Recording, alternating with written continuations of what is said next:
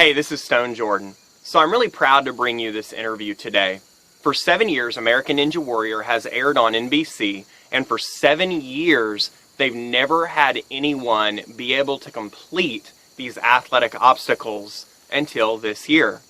Geoff Britten became the first man to complete the American Ninja Warrior course. Geoff is a pretty amazing guy because not only did he become the first American Ninja Warrior, but he's a loving father, he's a loving husband, and he holds down a full-time career. That takes incredible time management skills. And what you're going to see throughout this interview is that Geoff utilizes the 4 pillars of time management. Now, this is really the holy grail of time management. And rather than just me telling you what these things are, you can actually see them in real-world application through the way that Geoff lives his life. Go to stonejordan.info, download the blueprint, just click blueprints at the top in the menu, and it will take you through this and show you what the 4 pillars are and really the science behind how Geoff manages his time. So, Geoff, it's been a real blessing to interview him, and it's been an even greater blessing to become a friend. Geoff's an amazing guy. Geoff and Jessica, they have these t-shirts. They're called Ninja Brittens. Their last name is Britten. And they're selling these shirts, and they use the proceeds of these shirts to go all over the country and teach kids about how to become ninjas and work with them. And so there is a link right below this video on stonejordan.info and on YouTube. And if you click that link, another window will pop up, and you can order your shirt while you listen to this interview. And I really want to encourage you to do that. I don't know about you, but I don't think there are enough good role models on primetime TV today. And Geoff is a good role model. So click the link at the bottom of this. Go ahead and order the shirt while you watch the video and enjoy. I am interviewing Geoff Britten. He is the first ever winner of American Ninja Warrior. He's a husband, he's a father, he's a professional cameraman, and he's an all-around superhuman. So, Geoff, I'm really glad to be interviewing you today, man. It's an honor to be here. Thank you. Awesome, awesome. So tell me, what has life been like since American Ninja Warrior ended? You know, I'm really busy all the time, and since the final episode aired, it has been a nonstop roller coaster. Every day, every second feels like it's been busy, and I'm enjoying it, and I'm also looking forward to slowing down just a little bit and getting back to normal life. Yeah. Well, that's part of why. I'm sorry. Go ahead. No. It's true. You know, it's like we can be busy, we can have full lives, but sometimes we need a little relaxation. I'm looking forward to that. I can see it coming. I can't wait to get there. Absolutely. Well, that's part of why I wanted to interview you, and because of you're having to manage your time, and that's even been ramped up some lately. So, well, let me ask you, and we'll go right to American Ninja Warrior first. So, in watching American Ninja Warrior, man, some of the things that you did to me seem superhuman. And the first thing that I think of is on stage 3 of the show. I call it the horizontal salmon ladder. I don't know if that's the right term or not. But you're jumping towards the very end, and you've gone through this grueling stage. And every time you complete one of the gaps, you get this giant cheer from the crowd. And you can tell you're in pain, or at least maybe you weren't, but your face says you were in pain. And you get to that final rung, and it looks like at least you're just hanging on by your fingertips. And so my first question is, can you tell me what was going through your mind right then, or what pulled you through to make it past that last part? So they're called the flying bars, and they are an iconic obstacle in American Ninja Warrior history. Nobody before this season had ever beat them. I personally was terrified of them. That was the obstacle I was most scared of, because we have a lot of private competitions for Ninja Warrior, and little insider bit here, I've fallen on that obstacle at private gyms in the last 3 competitions I've done. So it was in my head a little bit. So I get there, you said you can see the crowd. They're right there. Your family is right next to you. It's amazing. You can look over and talk to them if you want to. And I start going, and I'm very nervous. And as soon as I stuck the first jump, my head cleared, and I saw a landing pad, and I felt great. I stuck the second jump, and I felt like I had never been more tired in my life. I don't know what happened. I felt great when I started, and 10 seconds later, I was exhausted. It just came out of nowhere. I did the third jump, and they didn't really show it on TV, but my hands on the bar actually start to open up like this. Your thumb pops off, and it scared me. My eyes shot wide open. My eyes have never been wider, and I felt like a surge of adrenaline come in. And usually when I do an obstacle like that, I'm thinking about being precise and where I'm landing the bar. For that last jump, the only thing going through my mind was just to close my fingers as hard as I could and just hold on. And I didn't aim, I didn't anything. I just jumped and hold. And I hit it, and you can see on the show my fingers opened up, and somehow I managed to just pull back up onto it. And then those next 5 seconds, in my mind, was about a year because it felt like I was on it forever. I couldn't move, I couldn't swing, and somehow I found the will just to throw myself straight forward. And to me, that was the moment I'm most proud of because I had to fight for it. I found something that was hard for me, and I went out and I accomplished it, and I finished it. That is awesome, man. Well, when you said the last 5 seconds, you meant the last 5 seconds of holding on to that final rung? Yes, absolutely. It felt like I was stuck, and I felt like I was falling in slow motion. I couldn't move. I couldn't do anything. And somehow I just threw myself forward. It was sheer will, just sheer willpower to get to that mat. To see you, basically army crawl the mat, you knew that there wasn't anything left. No. And I think that's what excited the crowd so much. They could tell that you had given it, everything. Absolutely. My wife actually came up and jumped up on me, and it's amazing. She loves to do that. I love it when she does that. I had to whisper in her ear, "Please get off me," because I felt like I was going to fall right over. Yeah, that's the kind of thing that when you're telling your wife, you don't want to do that publicly. So that's good. That's good. Wow. Well, so that to me, I saw as, at least in my, me being a big fan of yours, that seemed to me to be the most strenuous part of it for you. And even with the 75-foot climb up Mount Midoriyama there at the end, which going to that, you had Isaac Caldiero, who is a professional rock climber, and that's what he spends most of his time doing, I understand anyway. So going up against him, knowing that he's a professional rock climber, knowing that you're going to be going first, what was going through your mind at that point? Did you think, did you think you had a good shot of winning? What did you think your odds were at that point? Not good. Not good at all. When I walked up to that rope, I mean, it's almost embarrassing to say, but the truth is the truth. And the truth is, when I walked up, my goal was to get halfway up that rope and not embarrass myself. It was intimidating. A lot of people don't realize that was done at 5:15 in the morning. And we've been there all night for multiple nights. It's a very long day, and I was exhausted. Get adrenaline. I'm sure everyone out there listening has had adrenaline, where you get this big spike of adrenaline. Sometimes it makes you feel a little sick, get a little nauseous, but you're incredibly strong. That night, I had probably 4 or 5 of those happen to me, and it drains you emotionally. So walking up there, my biggest goal was to find a way to have it happen one more time, to get myself psyched, and to find that just pure willpower, heart, to get myself up it, because I knew I was tired, and I managed to do it. They actually helped me a little bit. They didn't quite tell me I was going right then. I thought I was doing a mock walk-up shot, and I walk up to the rope, and I look up it, and the guy speaks to me. He says, "Put your arms out." Puts a harness on me, and I said, "What's going on?" He said, "You're going right now." I said, No way. Wow.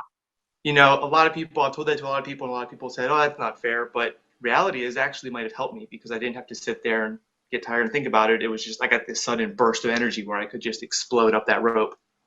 And So it lasted for a little bit, but I didn't quite last. I got so tired at the top.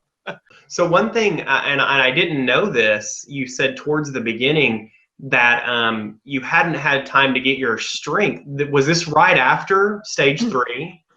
35 minutes. Oh 35 my minutes after I goodness. finished stage 3, I climbed stage 4. So So, we finished stage 3 at, I want to say I finished about 4:30, 4:40 in the morning. wow. So Isaac Caldiero, now he had gone before you on stage 3. How much time had he been waiting around? He might have had about 20 minutes more than me. He might have had about an hour. I might have had Okay. 30 to 40 minutes. Yep. Before A he little more. went. Okay. He finished at like 2 seconds faster, right? Yeah, a little like 2.5, 3 seconds. Yep. Yeah, he had an That, amazing climb. They showed us a split screen of ourselves uh-huh. where you can see me and him going. Hmm. And I took off like a rocket, and I was ahead of him to the last 10 feet, and I hit a wall. I just The slowed down fatigue. to a crawl, and he kept his pace up, and he was amazing that night. Kudos to him. Sure, absolutely. Absolutely. Well, part of the reason I wanted to do this interview was because these top competitors, these are guys that many of them, they devote everything to American Ninja Warrior, and they quit their jobs, some of them, so that they can do this full time and devote themselves to it. And throughout watching the show, I realized you have a family to support. You are a professional cameraman. I can tell that family is very important to you. And so, explaining what just happened at the very end of American Ninja Warrior, I think is a great segue into how does a guy who devotes his time to so many different things manage his time well enough to be able to complete that amazing of a task and be the first guy to compete on American Ninja Warrior. So a lot of time management is really being intentional about the different hats that you wear. The different roles that you play in your life. Can you talk a little bit about that for me? Just what are the different hats that you wear every day? Absolutely. I'm sure you've taught this and talked a lot about it, but we all have the same amount of hours in the day, and mine are very filled. I wake up. The first thing I do is I get up with my daughter, 7:30 every morning, get her breakfast, let her watch a little TV, and get her off to the bus stop. That's hat number one, being a dad. Hat number two for me is taking care of all of the family business that needs to be done. Come back after I send her off to school, and I sit down on my computer and I take care of any bills that need to be paid, any messages that need to go out, and I really work for about an hour on that. Hat number three for me is trying to keep myself in shape. You know, like you said, a lot of these guys have no full-time jobs and they have these courses they build in their yards. I don't have any of that, so try and fit it in really wherever I can. Hat three for me is keeping myself in shape, finding the time and keeping myself at some sort of level so I can do the things that make me happy. I love to go out there and feel like I'm light and strong. It's an amazing feeling. Hat four for me is being a good husband. My wife will come home after work. She usually works till about 10 o'clock in the morning, and she'll come back home, and that's our time together. A lot of times couples have times at night. We don't get that. I usually work at nighttime. So we just hang out during the middle of the day. We'll have lunch together. She makes an amazing smoothie. I love them. After that, next hat is being the provider for our family. I'm the breadwinner. So I go to work and I work from about 1 p.m. till 11 or 12 at night almost every day. So I go out and I do that and I come back home and it's just a race for me to fall asleep and get some sleep before the next day starts. I want to show you something. Here's my Yeah, motto in life right here. I don't know if you can read that. The only easy day was yesterday. that's awesome. I love it. I And I love it. really do that. Now, why did you have that put on the wall? What does that mean to you? It means everything to me. That's kind of like our family motto. It's whatever you can when you're in the moment, no matter what you're doing, how busy you are, how impossible this feels, it's going to end. You're going to get through it. You're going to be okay. And you're going to look back on yesterday as an easy day compared to today, Wow. because everything is easy in retrospect.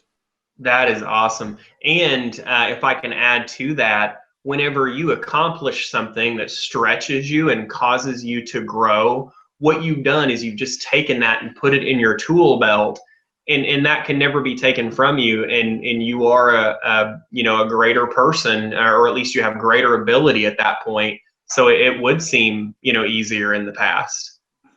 And here's why Stone is an amazing person. He is very eloquent. That was beautiful. Thank you, man. I appreciate that. Well, looking at all these different hats that you wear, because I know you. Another amazing thing is in the 7 seasons of the show, you'd only done this for 2 seasons. How did you say to your wife one day, I'm doing that? I'm going on the show. First of all, that question. Then second of all, what did you do in order to make time to be able to train and prepare and do it? It actually worked the other way. My wife saw the show and she said, Geoff, you would be really good at that. You should go do that. So I Googled Ninja Warrior gyms and I found one locally, went to it, and I actually did everything they had there in my first try. And the owner of the gym said, you're really good at this. You should be on the show. So Wow. the rest is kind of history. My philosophy on it is I give up all of my free time. There's no reading books. There's no hanging out and watching movies or relaxing. That time for me is spent towards training. That's the time I give for myself to devote to being an athlete, which is hard when you're 36 years old. Definitely didn't sleep much when I'm training hard for it. And I think I've learned a few lessons from my training last season that'll help me train for next season on how to be smarter about it. A lot of these guys, like Isaac, who's amazing, he trains like 7 hours every day. I can't do that. But what I can do is I can train 2 hours every other day, really smart, and really focus on what I'm doing and be detailed about it. And like you said, have a plan going in. I write things down, I take notes, I see what's working, I see what's not working. And to me, that is what's been successful for me. You mentioned something that is one of the 4 pillars of time management, if you believe that philosophy, and that is, it's a simple one, but it's intentionality. And whenever you said that you don't have any free time, what I take that to mean is you really plan your life, to go in the direction that you want to go, which really might answer my next question. But the question is, what do you think is the most important aspect of time management, of managing your time? I would say the most important aspect for me is not getting overwhelmed. It's having it broken down so that I know what's coming up and I can expect it, and not being frustrated about it. When you really don't have any free time, it's easy to get down about it. You look ahead and say, oh, I don't have a vacation. I'm working for the next 32 days in a row. And I try not to look at it like that. I look at it like, here's what I'm doing tomorrow, and I'm going to get through that. And here's what I'm doing the day after that. So I break it down by day. Here's my schedule. I always look one day ahead, and that's how I keep saying. That is awesome. There is a way to handle large projects. There's a formula for that, and it's about next action. You say, this is where I want to go, and then you're just looking at the next action. And many times with projects, you don't even have to be able to see that far out in front of you, because like you said, that can be daunting. You just look at the next action. So man, that's excellent. So that being said, I know that your wife Jessica is very important to you. In fact, you said that she is your life, and your little girl is so important to you. Your family is so important to you. How do you maintain with this busy schedule that loving relationship with her and the close relationship with your daughter? Luckily for me, my wife Jessica is also a ninja. So we really devoted a lot of our time. She likes to joke that we don't really have date nights anymore. And we haven't for a year, because our date nights are going out and training for Ninja Warrior. And it's never easy. Anyone who's married knows it's not easy, but we found our strength together through that. I did an interview with Ninja Warrior, and I actually told them last year that if she didn't get a call, that I would give my spot to them. And they didn't like that, but it's true. That's how I feel, because I've seen her try really hard, and I feel the same way about this year coming up. I really want her to do well. Time with my daughter is tough, because I feel bad about it a lot. I'm always working at nighttime, so I don't get that come home and have dinner with the kids. I see her in the morning and I send her off to school. So I really enjoy days when I'm not working. I try and devote a lot of my time to her. As soon as this interview is done, we're actually going to go up and play school because she needs to teach me math. That's awesome.